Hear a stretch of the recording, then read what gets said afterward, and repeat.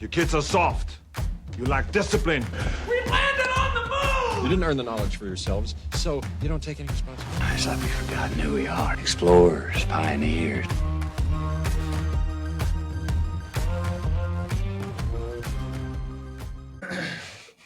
Yeah, it's episode 32 now. How long? The last one that was on YouTube was January. Is that right? January? It definitely wasn't this summer. Yeah, episode 31 from what I saw. Yeah, it's been a break. So over the summer, Alex went through puberty. Yeah, so welcome to the party. Yeah. He's now Growth spurt was much needed. 145 pounds. So yeah, he's going to enter a couple bodybuilding competitions, lightweight division. What else? We just got done with Farm Fest. Yeah, I'm glad that's over for a year. And we're back with, so the theme or the concept for this season, and this season's probably going to go through, what do we say, next April? Yeah. Yeah, and before May. Every other week, do a week in review, and we'll have a theme of what the injury or body part is. So this week, we wanted to focus on the foot, and then we had two similar cases. So we're going to be talking about those. And then, any questions or anything that come up from comments online or anything like that, we may address those as we go. So I'm going to dive right in. Any other life updates? No. Speaking of weight, and he's going to be entering weight competitions. Or Chop the interesting. I wasn't talking. Yeah. So Samurai's gone, but also got a new taco. So he drives around with his hair in the bed of his truck now. Just not quite ready. It since January. I had a third kid. That's right. Oh yeah. Yeah. So he has much more weight, less weight, more weight. Same G's. Yep. But my half Ironman got canceled. I guess that was I got hit by a hurricane. Well, you had COVID, missed that triathlon, and then so it was a good summer. Seth is our semi-elite triathlete that doesn't really do triathlons. He just trains a lot. Yeah. He's the biggie of triathlons. But if we're going off of weight, you mentioned he's entering like powerlifting competitions. If you want to do like the strongman competitions, the women's division, the lowest division you can do, which I learned from a patient, is 160. That's tough. So Alex still That'd be a lifetime PB body weight. And you'd still get crushed by everybody. Oh, easily. Yeah. Easily. Well, all of us probably would. But, what else? And I just have the crushing weight of life. So it's just, that's heavy. House full of girls. House full of girls. They're actually pretty good this morning. Although Maddox went to bed with regular hair and woke up with like Jamaican braids. Interesting. Somehow. That just happened overnight. Yeah, and that's never been a toss and turn and woke up with a braid. Yeah. That's because you were awake the whole night. You gotta go to sleep to have those magical things happen. Good. Similar to Monsters Inc., probably somebody from Jamaica came through. Yeah. It was probably Alex. Jamaican monster. Door portal. Yeah. Scary feet. Yeah, it shows you how bad I am at doing girls' hair when Maddox told Sloan right before she went to bed, hey, can I have a braid so my hair's not my face? And Sloan's just like, well, I'll do like 18 Jamaican braids in like 10 minutes. And it takes me like 10 minutes to do a ponytail. Have you done the classic social media with the vacuum, suck the hair up with the ponytail? I've gotten pretty good at the brush it up type deal without her crying too much. But it's usually just the crying that gets me. And if she has like syrup in her hair or something, and then you go, I'm sure that. Yeah. I mean, any of us have syrup in our hair, Yeah. It's tough way to go to bed. That's daily. That's daily. So, all right, let's get into this first case. So, theme is foot, and then we got more specific. You'll see what we run into here with the diagnosis. But 17-year-old male, I would say elite distance runner. Elite is he just threw down 14:56 a couple weeks ago. And this is a previous patient of mine, which also plays into how I handled this case. But he came in 2 weeks ago with pain across the top of his left foot. And he was like, it's not so bad that it's stopping me, but he's a runner. He's an elite runner. He's type A. Like that's what you get usually. So he's worried that with state 3 weeks out from that initial meeting, so now we're only a week out. They actually have a meet today, right? So they're at Scottsboro today. What school? I'm not gonna say that just for. But he was just worried, and I was like, okay, let's take a look at it. He notes that he thinks it's due to wearing spikes and racing more. That's just kind of what he thinks. And previous history, real quick, saw this guy 2.5 years ago now, had legitimate like left hip instability issues, and he'd always had left foot pain. To the point that he had like a classic like Trendelenburg, couldn't balance on that leg, but can balance perfectly on his right. Like stuff where you're like, whoa, how'd you get away with this for so long? But he came in at that point for left hip pain. So now this is the top of his left foot. So I'm already kind of thinking some of that old stuff maybe. Pain is worse after running, but he never really has pain during a run, even workouts. And he's, it's been going on for about 2 weeks at this point, which into cross country season. Hurts going upstairs or doing a heel raise. And as I said, he's 3 weeks out from a state meet. Pertinent things to note, he's already committed to the college of his choice. Why I think that's important is if I was in his shoes, I would feel massively de-stressed. If I was already committed, going to a D1 school, got a scholarship, but he's also wanting to do Nike Nationals. So then he's like, he has also asked me like, do you think I should do that? And I think his parents were not wanting him to for, I don't know, variety of reasons. So we kind of had to tackle a bunch of things. It's like, he's got a little bit of pain in his foot. He wants to know how hard he should be training to be able to do Nikes. And then also he wants to win state. What did he get last year? Second? Was he fifth? He didn't win last year. No, he didn't win. I But thought he he was has- fifth, I think, last year. Not only does he have a chance of winning state, like he could set a state record potentially. Because this race will be the top 3 will be a very quick race. And it should be a fast course. And and then whether it helps or hurts, last week a couple kids really ran super fast times on a fast course, which could deflate his confidence, could inflate his competitive side. I've seen him kind of grow over the last couple of years, and he's way more competitive, but he's still like, I literally asked him, because the race he's doing today, he won't be racing anybody. So he's racing clock. Yeah. And I was like, what are you going to try to do? He goes, well, I'm going to put down a faster time than I have, like another PR, so I know that I can. And I was like, well, that's going to take a different race strategy. And he goes, yeah, I just don't want to blow up. I go, how many races have you blown up on this year? He's like, none. I go, you kind of need to find where that limit is if you're going to be able to push if you're not following somebody. So if you have to lead a race or something, like how are you going to figure that out? So again, all those psychological components play into how I'm going to treat his foot 3 weeks out from state and things like that. So again, I've seen this guy numerous times for check-ins and that initial hip thing over the past 2.5, 3 years. So top tier, I didn't do one. I'm just being honest. Comes in 3 weeks out from state, pain on the left side or top of his left foot. I'm not, you might be like, oh, shame on you for not being, following that rubric, but whatever. I do watch him walk. Obviously, he's having pain in his foot. This is nothing new for this instance, but he has left early to mid stance. He just hangs out in like midfoot eversion or pronation, right? Like that left foot versus right just hangs out on the, medial longitudinal arch. And then he has a lack of great toe extension on the left, which plays into that. If you're already in pronation, it's hard to kind of, vault off that. So I'm aware of that, but that's how it was 2.5 years ago. Maybe we should work on it more. Maybe it's part of it. Maybe it's not. Mm-hmm. I also restructured, not necessarily how I wrote up my exam, because this is actually how I do my exam, right? I had it ordered different, but this is actually how I do it now that I have gotten into it a little further. So then they're going to sit down on the table. You start palpating right away. He has a latent trigger point in I'm getting on the boat of fibularis. I guess I got to get rid of peroneus. Is that what we're making the move to?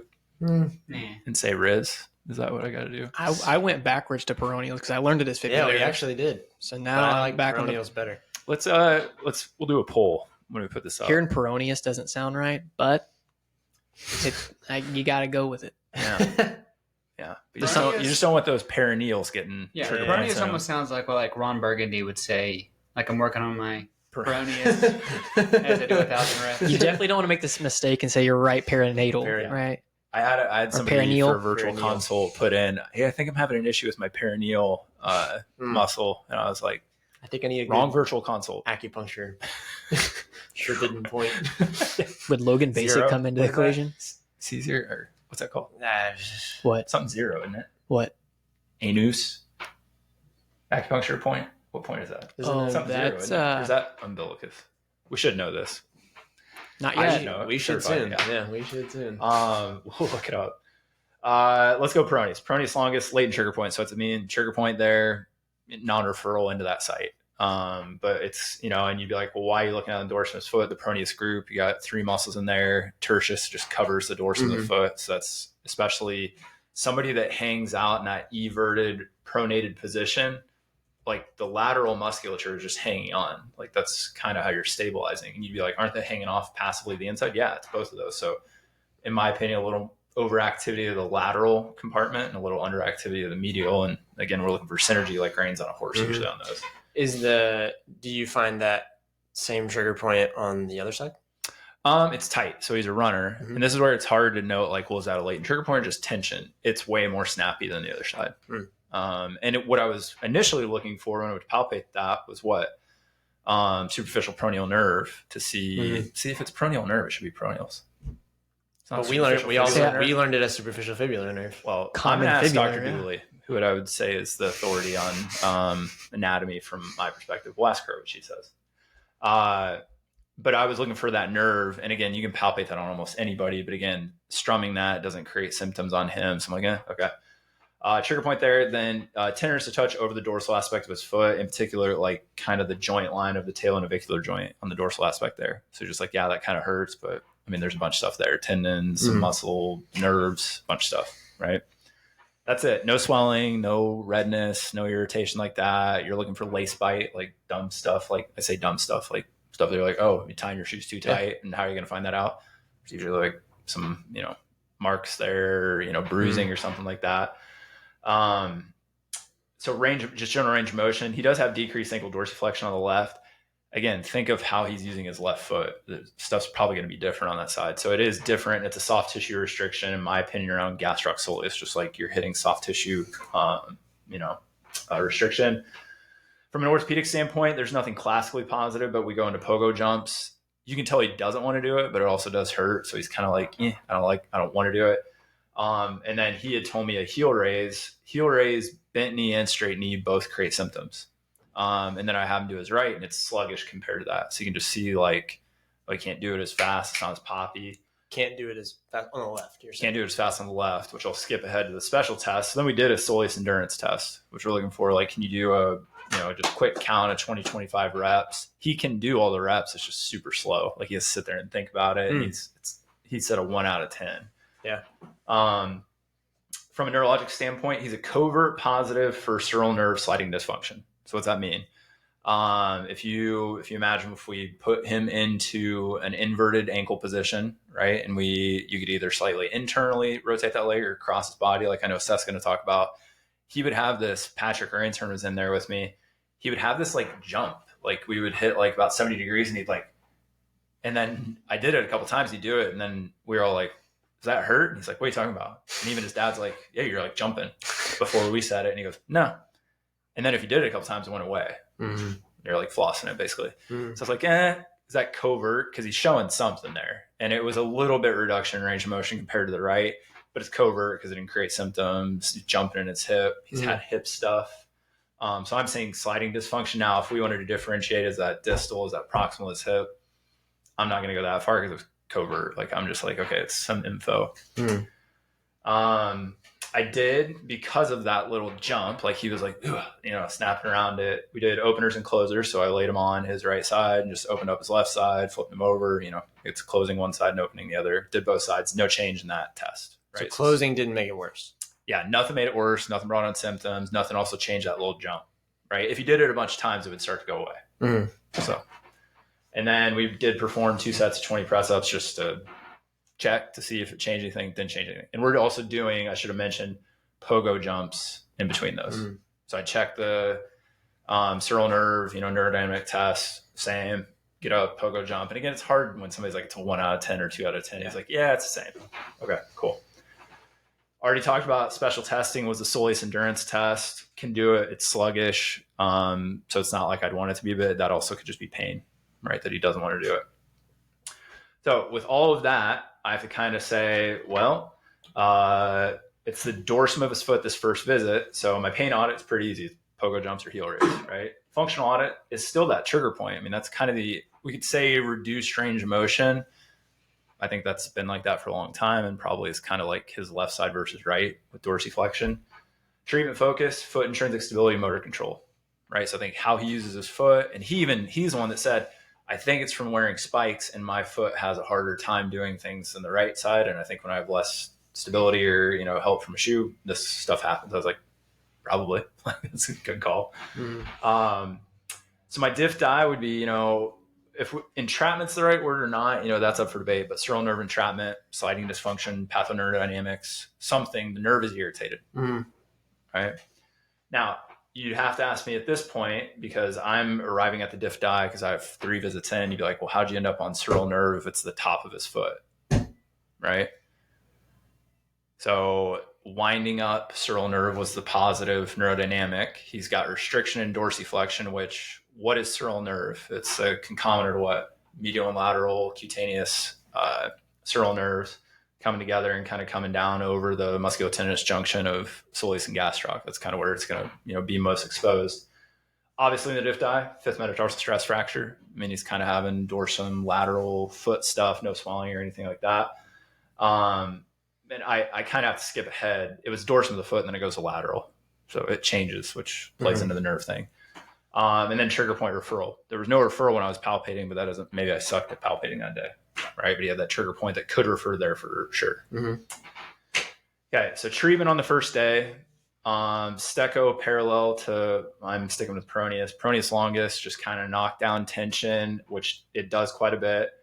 Then we immediately go into 5-month sideline with the focus on the foot being the fixed point, right? The lateral aspect of his foot being the fixed point, not the side of his knee.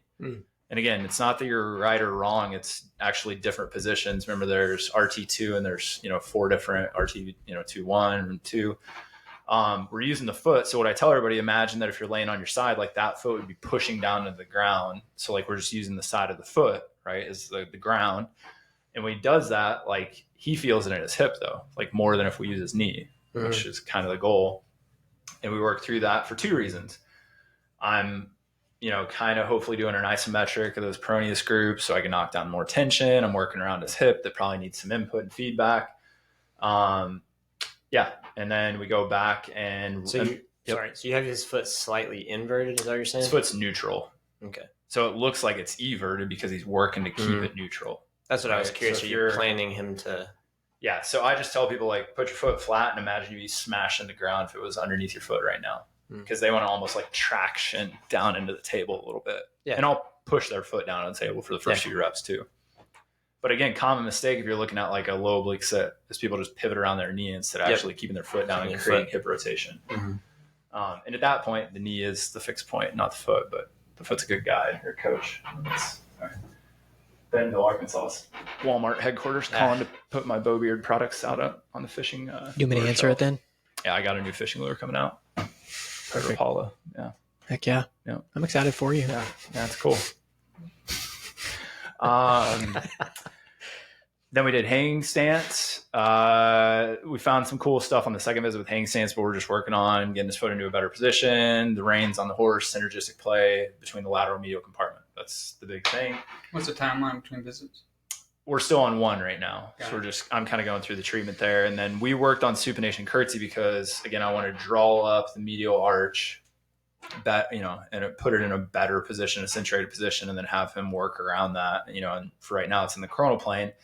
But a supination curtsy is basically, it looks like kind of a curtsy lunge-ish type thing. You're just moving around your foot with your legs staying neutral and kind of working on, for him, really keeping the ball of your foot down and not letting the inside of your foot kind of escape. Are you working on like that foot doming shape? Is that what you're really working on for the supination part? And like we were working on this with another patient yesterday.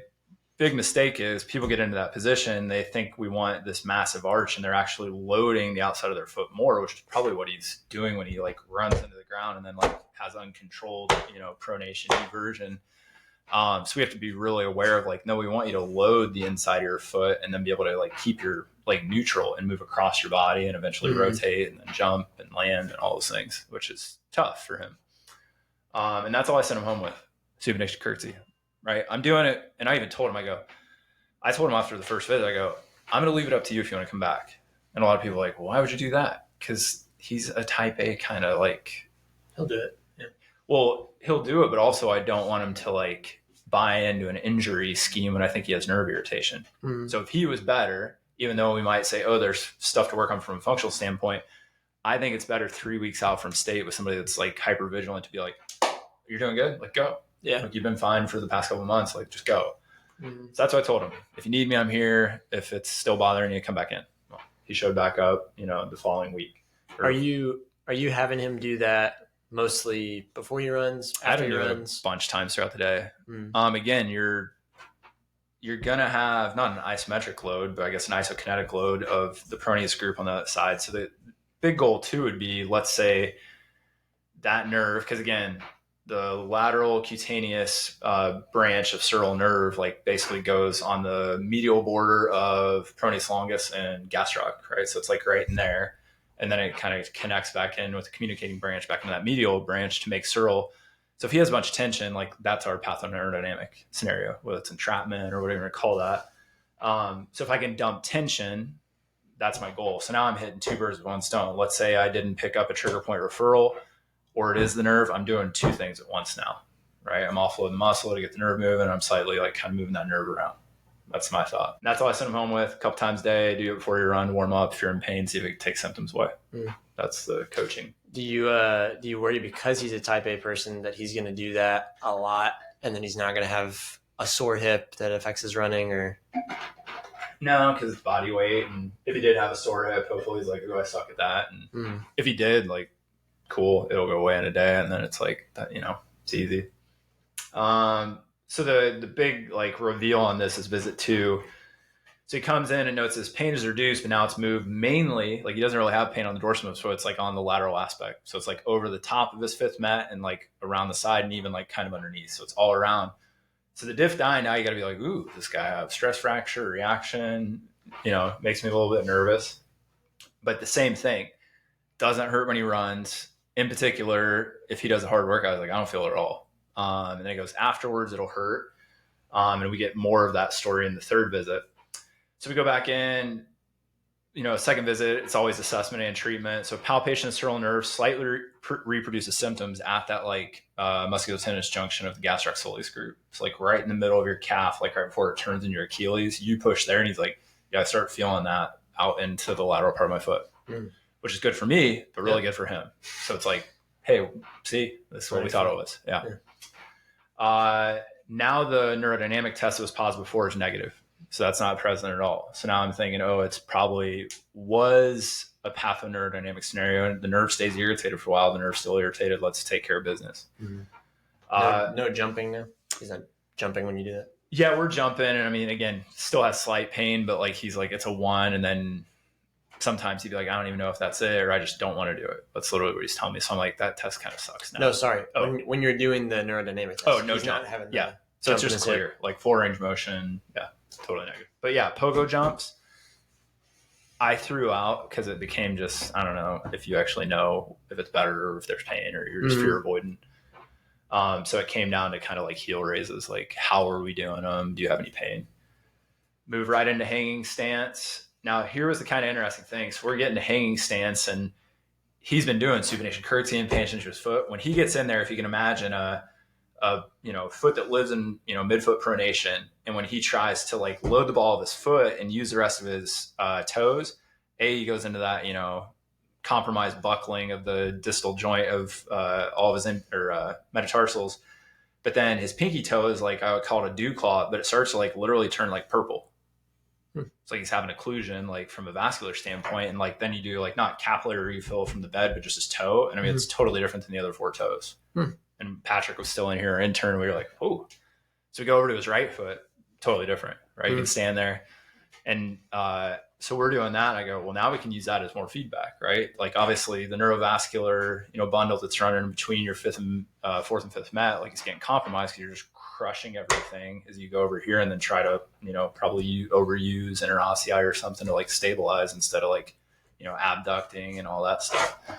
That's going to be a really tough change in 2 weeks, which is why I approached it the first time. Like, yeah, there's stuff to work on. Let's just get you out of pain, and that sounds lazy, but it's the best option, I believe. So that was kind of cool for me to see. He definitely could tell the difference. And then I was like, maybe we can change that. And then we really have a different kind of test to look at.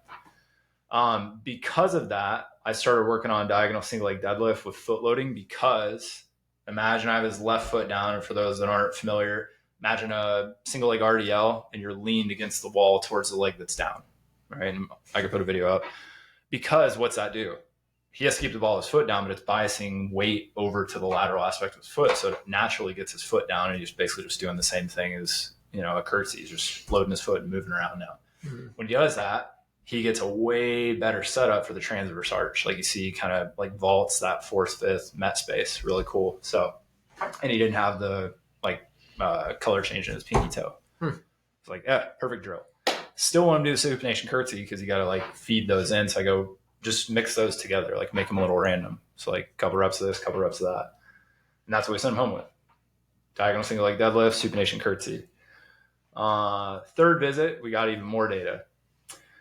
So he said pain is only occurring after a run, especially workout. So again, doesn't ever hurt during a run, just if he pushes it, or after being sedentary for periods of time and then moving again. But he notes, I think he works at a fast food restaurant or Publix. I don't know, something.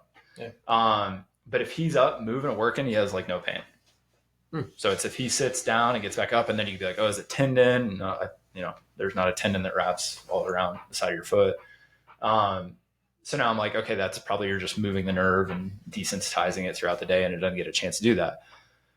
So again, let's back up to first visit. We had a covert aberrant finding on a neurodynamic test. Rule of thumb for a overt positive would be what?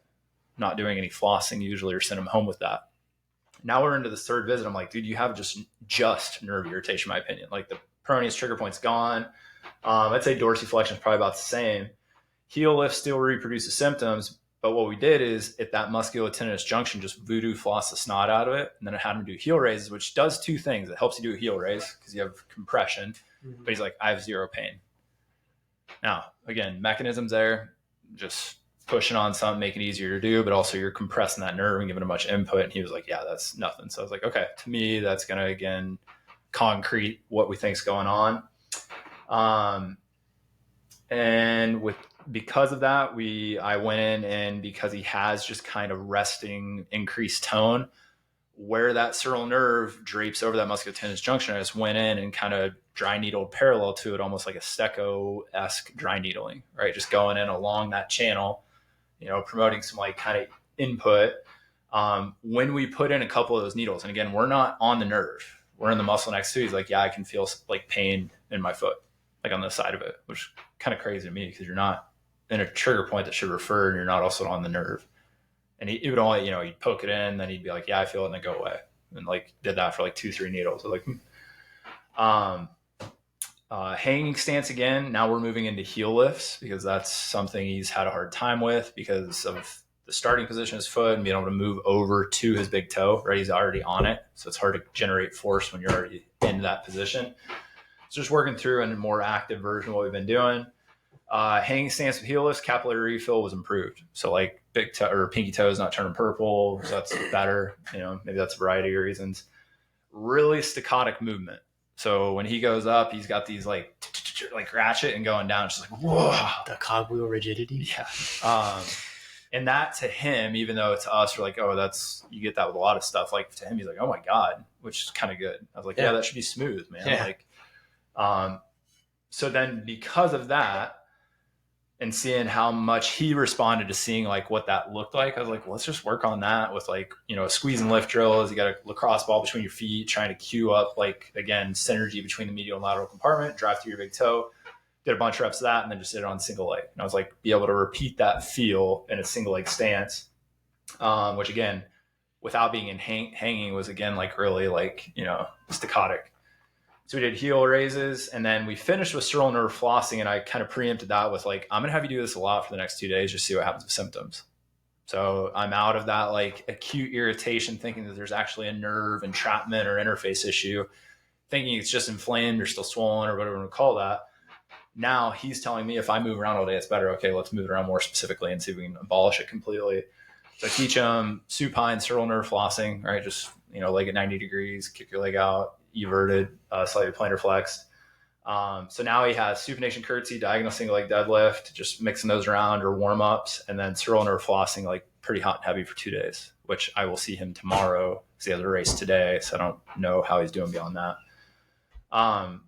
But I just thought it was kind of an interesting one from there's always 100 things to work on, but then it's also scenario driven of like, I'm going to be honest, like if he comes in tomorrow after his race and he's doing better, I don't want to see him next week for state. Like I think that's a bad move with his personality type, even if there's a million things to work on. I know a lot of people would think that's stupid.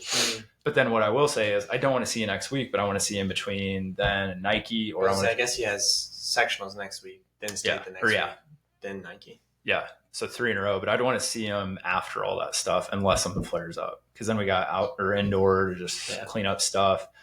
Indoor, because he's also got to get prepped for like college where he's going to get either spanked with higher intensity or more volume or both. And that's what I was trying to get him to realize, like, your training is going to go way up. And if this stuff falls apart just in season with, I mean, what do you max out at 45 miles a week or something? Maybe. He's got, I don't know if his volume's high, but his intensity is pretty high. Right. And then we could, we'll see what happens in college. Yeah. I also know where he's going and kind of how they roll for the most part. But there's just any of those things get magnified. So I was like, we do want to keep working on it, just not right now. I think that's the biggest deal with this case, besides it having some, like, I wouldn't say confusing, but the second visit, like, God, do I need to send this guy for an image real quick to just rule out stress reaction?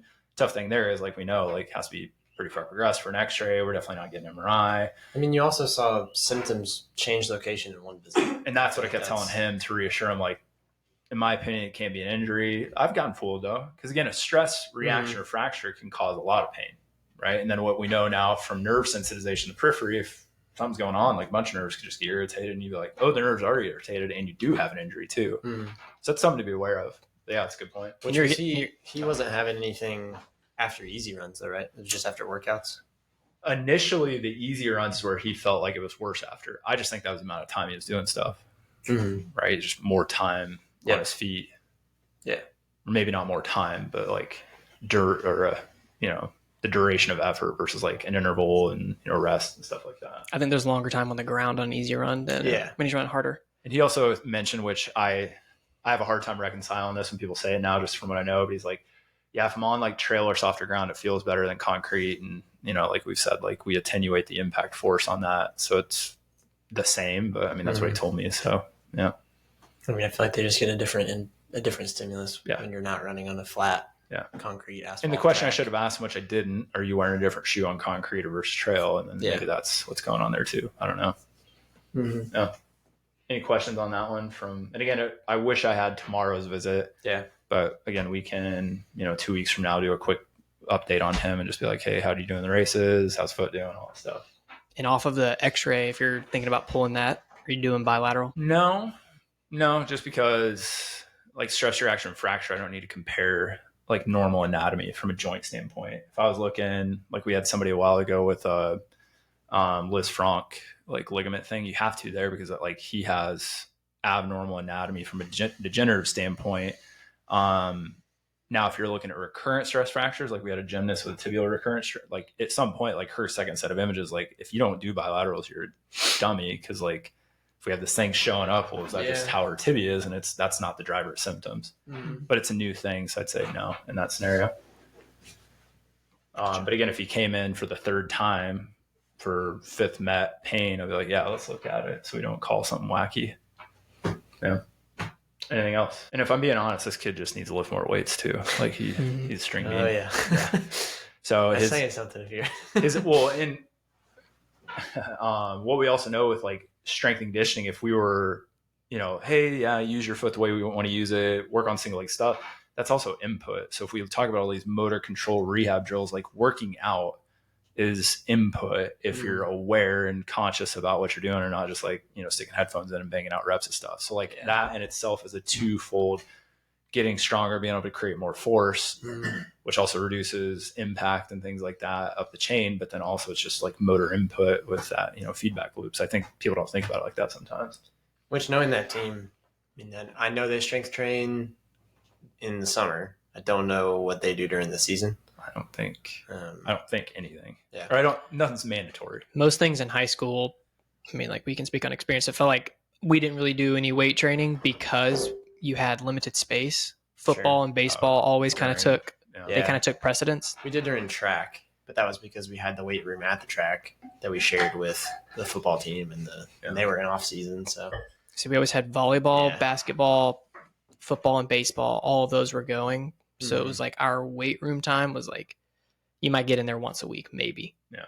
Which I also know that their program that they get in off season is handed down from the strength and conditioning coach that runs football. So it's not even, it's specific. It's literally that program. Again, it's still something in their high school. They're adaptable, but it's not. And again, should it be running specific? I don't know, but it should be people that are low body weight, low power output specific. I was going to say, and most of the time when they do anything that they're having to load their body outside of the sagittal plane with extra weight than just their body, they respond pretty well. If you give them some type of even like easy plyometric thing that they did like once or twice a week, that would go a long way. Yeah.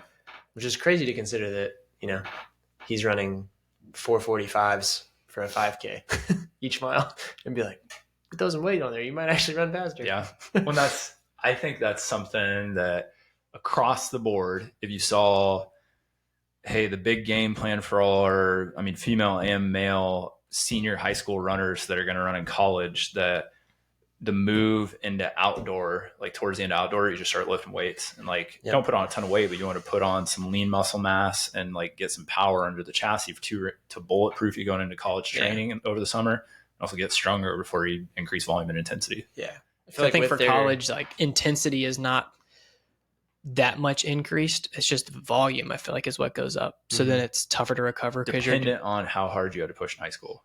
I think that's the challenge. So your story versus his story would be very different. What if we look at some of our other runners, like our guy that's at UK, like that guy never had to push here. And then when he got there, like he is not the fastest guy and all. Yeah, the intensity as programmed is the same, but the intensity went way up for him because like, whoa, like I have to push harder to do what they want me to do. And then same thing for him. If you're the top dog and you have a programmed workout and it's like, again, he doesn't even know where his limit is. That's like his biggest detriment right now is that for sure. Is from a performance standpoint for a lot of reasons, mentally and physically.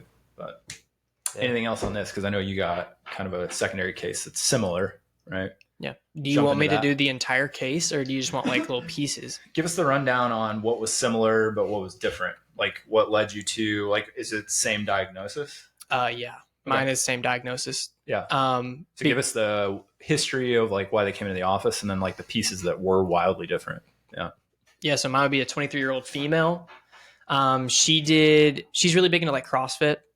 She decided that her best friend wants to like go to all these different national parks. So there was a half marathon in South Carolina at some national parks. So she was like, yeah, I'll just sign up and do it. She's been training for High Rocks, which she's competing for in like a month, I think, over in Texas. And then, so that's kind of like her main focus. So if you look at her, like not necessarily like your typical runner, she did this probably about 10 days ago from when I saw her. She said that the day after her half marathon, she started having like outside of like calf pain into the lateral aspect of her foot when she was just like walking around. The other piece was big like impact movements. She started feeling like zinging kind of like upper leg. And then just walking around, she felt it kind of like shoot down. So you kind of have like two different directions that it kind of runs depending on the impact. She has nothing if she does like squatting, like really no movements inside the gym bother her except like if she decides to go run or walk around. Outside of that, that's pretty much my like main history piece. She said that she made the appointment on like a Sunday and then she saw me like 2 days later. She said the day after that she made the appointment, I started feeling a lot better, which is pretty typical. I wonder if that's actually named, that effect. You guys have people tell you that all the time, right? Oh yeah. Made the appointment. As soon as I made the appointment, I started feeling better. Yeah. Maybe that's how good I am. Yeah, it's like over the phone, it starts making. It's like a placebo, but it's like an action step. Like you made an action on doing it, and literally people say it all the time. Yeah. So almost every patient feels better. Yeah. Unless they smoke their back, pick up a tissue, then high low back is not going to feel better. I didn't. Her top tier, I ran through it, but it is no different because I've seen her in the past. It's the exact same. Main things for me that I was looking for, I guess, I'm not trying to like bias it, but just like how she moves overall, mainly flexion extension, because she's had low back stuff in the past where her multi-segmental extension was dysfunctional, non-painful. So I looked at that. Both rotations are dysfunctional, but again, that's like a lot of hip. I would say like tissue is her limitation there for the external rotation. And then single leg stance on both sides. I call them functional, but if I wanted to get real nitpicky, I mean, she passes the test, eyes open and eyes closed, but she kind of leans into her low back a little bit on the right side, which she's had right low back pain in the past, and she has right foot pain. Well, that's something that I probably should have done on our patient, because like he did have single leg stance stuff in the past, which we cleared completely, which is the other thing I didn't say, is like that stuff all completely normalized. 15 seconds eyes closed, bilateral. So I should have checked that, just see, has it gone backwards? And again, I probably am ending up the same place, but it like be good, again, like clearance stuff. And I'm not like dogging top tier SMA for the clinician, but again, I don't think I need that. Right. I think the patient sees that and they're like, big change. Right. Because it's hard to say like, hey, see how your foot's working different when you walk and run. Like they don't pick that up. Yeah. And then even though she passed, I still dropped her down, just again, based on her previous history, I still dropped her down into like a half kneeling inline lunge just to see if I took away the foot, how she would stabilize if she still kind of leaned into that low back a little bit.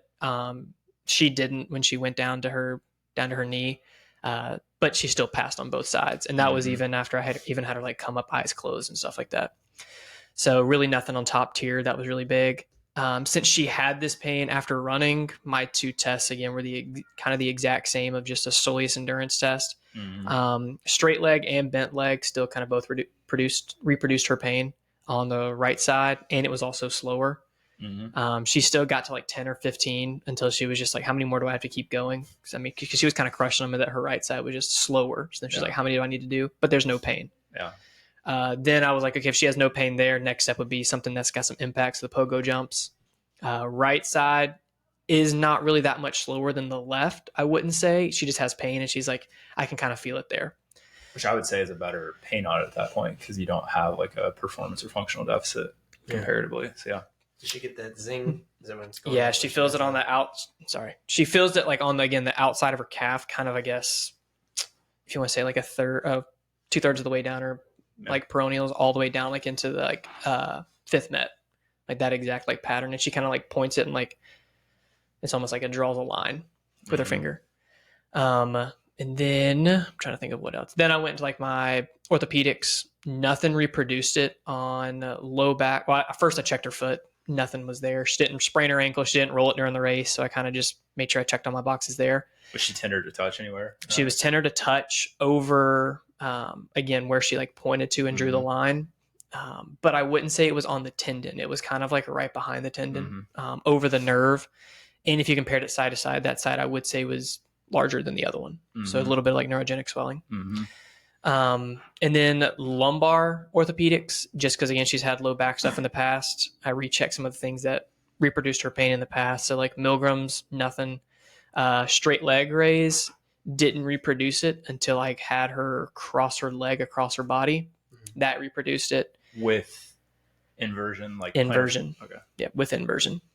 Inversion, plantar flexion, and then taking it, because I could do that like laying on her back. I could dorsiflex her foot, which she has restriction range of motion in her foot. Nothing reproduced it there. I could plantar flex her foot and invert it. Nothing there.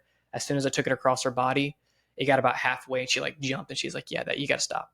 Which again isn't classic differentiation, but kind of is that like you have below the knee, or, you know, because we know where that kind of comes out of the calf. So it's hard to say, well, ankle or knee, but like, you know, lower shank. So like that's good to know. And she also on that side really wanted to like do the straight leg raise for me. I don't know how to like say that any more than it is, but like if you take her left side, her leg was pretty much just like limp. Her right side, she wanted to kind of force it in the way that she wanted to and keep her knee bent. So I kind of just took that a little bit into consideration. Nothing with like her slump test either. So again, I kind of ruled out a little bit of like low back disc stuff. And then that was the only, I guess, orthopedic test that was positive, was a straight leg raise across. I even like bananaed her to see like if it was like reproduced anymore with like opening. Banana means if they're supine and like their shoulders and their feet stay put, you'd move their hips to one side. So like if they're standing, you'd be leaning one way and then standing the other. So you're like opening one side and closing the other side, and then repeating it as straight leg raise. So I just was going to see if that changed anything. It didn't change, didn't help, didn't do anything. Which is a good point. Like I didn't do that. I could have known with John. I went into openers as a test and then a retest. Like, same thing. You're kind of doing all the same stuff. And like sometimes it's faster to do that, but then you get fooled because if you hung out for 20 breaths in an opener, you might get a different result. So like, again, that's where sometimes it's hard to be like, you know, we're like, oh, don't follow the protocol. Like, you know, kind of you can bounce around. Then sometimes if you did follow it, maybe you would suss out a pure McKinsey, a pure neurodynamic. So yeah, there's merit to both. And then palpation wise, so I kind of went locally and then moved my way up. So if you start moving up to the hip, she has like massive like tone in the right glute, around like glute med piriformis area. And then lumbosacral nutation, which are all things that we had previously worked on probably like 4 months ago. I think was the last time I saw her maybe. So I've just had her, since she was already flipped over, I had her knock out like 3 sets of 15 for some press ups just to see if we could do anything down below. She's getting her PhD in some like nutrition stuff and like anatomy things. So she was kind of curious on what all we were doing, why we were attacking her low back with her foot. You said, shut up. Yeah, I did. I did. I'm going to tell you. I'm asking questions. You understand that? I asked her if I needed to get on the table, if she was a doctor now. No, I'm just kidding. But I just had her knock out press ups, had no change in any of the tests. So then I did, sorry, I got to get down to my notes. Should we have the Lane Norton double blind? What is it? Double blind, placebo controlled, randomized stuff, whatever he yells every time. Which also, did you see his newest article they put up today on low back pain is not caused by loading? Terrible article, by the way. Just because you can read a research article doesn't mean like whatever. Sorry. Side note. No, you're good. And then, so if she had, since the only thing that reproduced it was that basically tensioner for the sural nerve for the straight leg raise, I had her stand up and put one foot up on the table. So I guess you're like a tensioner into like a slider, if that makes sense. So she has heel on the table, her foot's plantar flexed and inverted, knee bent, kind of like lean forward a little bit. And then she's trying to extend her knee. And as she extends, whenever she gets to the point where she starts to like either recreate the pain or it feels it get like super tight, she slowly lets her foot go into eversion.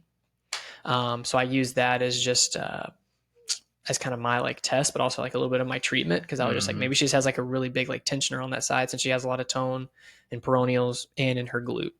I had her coached her to do that with her I foot? coached her to do that. And so I had her do 10 of those, went back to the pogo, and she could pogo up and down with like nothing. So then I was like, okay, give me 10 more. Went back to pogo, still no pain with that. Had her go on her back, straight leg raise across her body. That's completely gone. So then I put her again, just because I had noticed that she kind of like lays into her like low back, doesn't really like to load her hip when she's in that single leg stance. And she has that massive tone. I put her in a sideline position to work on the tone of her right hip. As soon as I put her in the sideline position, I was like, just kind of push back into me just to meet my resistance. I mean, she's like already like shaking a ton, which to me was kind of my, where I'd like to head with her is like that right hip stability. But in her mind, she thinks she has something that's like seriously wrong with her foot. Which she kind of kept saying the entire time. Like, as she gets up, she's like, yeah, she has no pain, but she goes, I just don't think that that's like what's wrong. Which is kind of cool. So it was the second patient I've ever been told that like they had changes and that I was wrong. Only the second? I feel like we've talked about this before. No, my fifth patient never told me I was wrong. And then that was during preceptorship. And then she was just like, I just don't think that it's like the actual nerve there. She's just like, it just doesn't really make sense to me. Then you should have told her she was no. She's fucking. So we were right. Yeah. So then I had her. So I just was showing her. I was like, so you see how we like tensioned it a little bit, and then showed her all the tests that we had just done. I was like, we have no pain with any of these. And I was like, if it wasn't this probably would still have pain. And she was like, yeah, that kind of makes sense. So then she got back up to the pogos and she goes, it's like still kind of there. And so she was like, so what do you mean to take her home? Because she had to kind of like leave kind of quick because she forgot that she had to teach in Tuscaloosa in like an hour, and I had like 30 minutes with her. So I sent her home with those sural nerve tensioners. Actually, that's actually like what I sent her home with, because nothing else reproduced. Since she has that Hyrox coming up, and her main thing was she just didn't want to have pain because she left, and she was like, am I still good to be able to like load pretty heavy for my competition? I was like, yeah, you're good to still do these things. Your nerves is pretty irritated. I was like, that's why I'm sending you home. Because I was like, one thing I'm also seeing is, does it make it worse? Right? Because if it makes it worse, I know there's either some tone that we need to calm down, like in like peroneals. We need to work on this hip a little bit more, especially if you're adding like your training back in, since it's not really like half marathon focused anymore. But that also gives us a good, way forward of what your next month's going to look like heading into the competition. So she was like, okay. And then kind of left like, not really like, in my opinion, fully bought in on that one. So it was, I don't know. It's kind of interesting. I only saw her one time because I literally saw her yesterday. I see her, I think Tuesday, because I'm out, I think Monday, but Tuesday afternoon I see her for like her second follow up for that. High Rocks is when? That is late November. Yeah. I think it's like a month out from to this weekend maybe. Yeah. So what's your confidence interval that you're right? 98%. Okay. So then if you're 98%, then it's all management, right? Like she doesn't think it's that, you think it is. She may be like, I want an image, or she goes someplace else. Like, what do you have anything else that you're thinking on how to manage it? Not better, but just how do you keep managing it? Yeah, the next time she comes in, just in my opinion, work pretty locally of just calming out some trigger points if I can reproduce it. Like she seems like the kind of person that likes things locally worked on. Mm-hmm. Maybe not fully just hey, let's work on your right hip, because she's, again, I would say above average if you're talking to CrossFit. Mm-hmm. So she kind of has this, she feels like she's good at moving her body, which she does move pretty well besides these one things. Mm-hmm. And then I guess working on the right hip and then linking that with her low back a little bit more, since she's already had that in the past. Mm-hmm. And again, I kind of pulled up and showed her why she could have the low back with the foot, because I brought up the Expo study that we kind of always throw at, and she wanted to go look up that research herself because she likes to do that research. So she wanted to kind of see it firsthand. So yeah, you weaponize what she's not being trained about, how she's going about getting trained. So a little bit there's this article, and that may that can change your pain. I mean, I know it sounds wild. Because I showed her, I was like, I mean, even if we take this study, there's 30% of all foot cases have some type of low back component. So I'm a third out of all things that come with have foot pain could be coming from your spine. And I was like, you've had low back stuff in the past. So I was Did any of you listen to the Ron Huriska podcast with Winchester and them? Mm-hmm. So he had a really good point on there, because they were asking him how do you know if you're on the right key link with all of the stuff that you do? And he goes, almost regardless of the key link, if I don't start where they think I should start, doesn't matter what you do. So I think there's a really good point here that it's not trying to pull the wool over their eyes, but let's say you're not I'm 98% sure what it is, which means you got symptom relief, but then who's to say we can't just fool them by what if they mention they're did she ever mention what she thought it was? It's a stress rate, she mentioned, she said she's been rolling out her calf a little bit. So she goes, that's kind of helped it a little bit. So who's to say if she has a trigger point, lateral gastroc, peroneal group, whatever, Stecco, the snot out of it after doing neurodynamics, get up, hop around. And I know that sounds like you're being sneaky, but again, you're still decreasing tone, which is probably playing into it. And we may be oh, that's not the most important thing, but it might be the most important thing to them. And then we don't have to talk our way around managing the case. You're literally doing what they want you to do, which doesn't hurt them. It helps. Or if it's a net neutral. And I think, Hruska had a really good point of you just they'll literally tell you what they think's going on, what they want you to do. And if you start there, you're going to have, how did he say it? I can't remember the exact terms, but he basically said you're going to have better outcomes overall. And he goes, that's a clinical thing that you should be working with, not just a placebo. He goes, that's a clinical buy-in. It changes the game. It's that's a good thing to note. If you're I was notorious for explaining what was causing their pain and why I had to work there. And, you can get good buy-in like that, but I think it's a lot easier to not have to fight that battle in the first place. And then if they ask questions, why are we working on our hip? I think there's some hip involvement, and it just might be easier. Yeah, that's what 5 minutes into what Seth was saying, I was he's going right down the right target, doing everything right. Mm-hmm.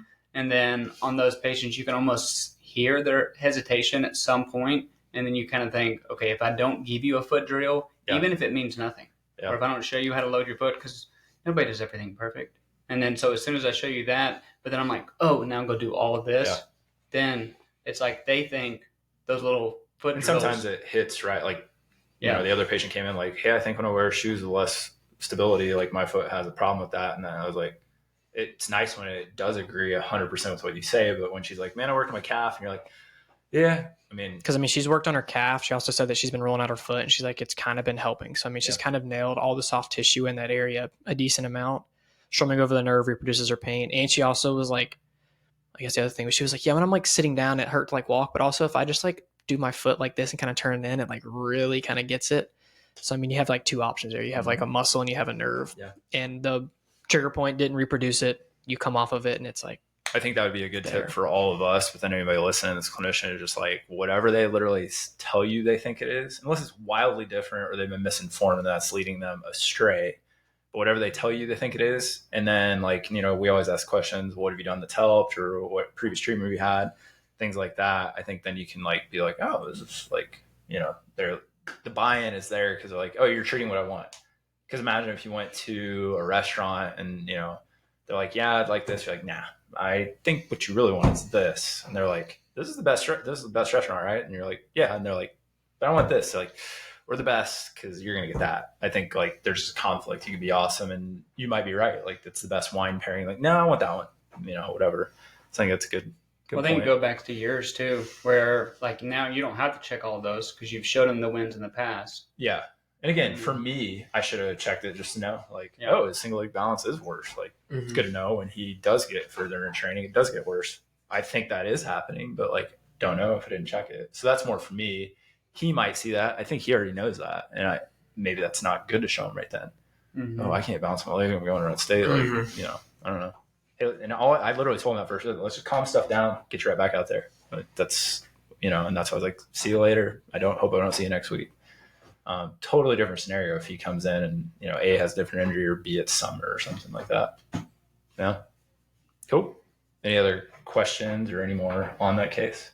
And again, we'll do like a quick 5-minute update total on these two on the next one. So we can see 1 or 2 more visits on there and then at least 1 more visit with our guy here. Yeah.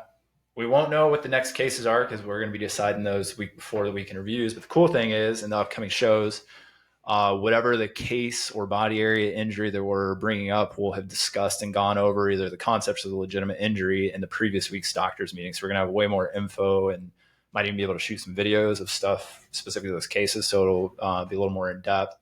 But again, leave us a review, leave some comments, let us know what you want to hear. If you have any specific questions, we'll try to address those. Any closing remarks? All right. Well, I'm having a fun time. My crotch is vibrating. And what I mean by that is somebody's been trying to blow me up. My phone's down here. So we got to go. So see you next time. Thank you for tuning in. Please subscribe via YouTube, Apple Podcasts, or Spotify. If you like the message, please share it. We appreciate it. Thank you.